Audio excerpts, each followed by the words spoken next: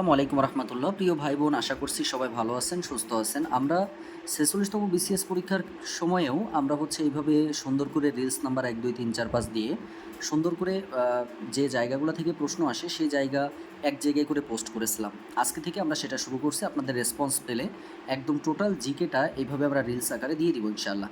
তো দেখেন, এই যে জনপদের নাম এবং অবস্থান, এটা 100% ইম্পর্টেন্ট, ১০০০% ইম্পর্টেন্ট, মানে প্রতিটা বিসিএস পরীক্ষাতে প্রশ্ন আসে।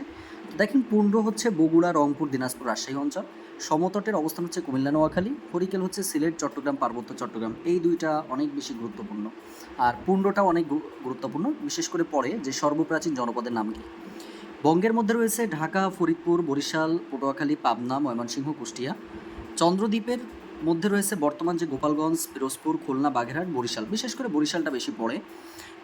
গৌড়ের মধ্যে রয়েছে মালদহ, বীরভূম, বর্ধমান, অর্থাৎ ইন্ডিয়ার যে অংশটা, এবং বাংলাদেশের একমাত্র জেলা সেটা হচ্ছে চাঁপাইনবাবগঞ্জ। পরীক্ষাতে আসে যে গৌড়ের অন্তর্ভুক্ত বাংলাদেশের একমাত্র জেলার নাম কি, চাঁপাইনবাবগঞ্জ। বরেন্দ্র হচ্ছে গঙ্গা ও করতোয়ার মধ্যবর্তী অঞ্চল, বিশেষ করে যে উত্তরবঙ্গ যেটাকে বলা হয়। প্রিয় ভাই বোন, সবাই যদি সুন্দর করে বুঝে থাকেন একটু ক্লিয়ার লিখে দিবেন এবং নোট করে ফেলবেন। রিলস নাম্বার ২ ইনশাআল্লাহ পরবর্তীতে দেওয়া হবে। ধন্যবাদ সবাইকে।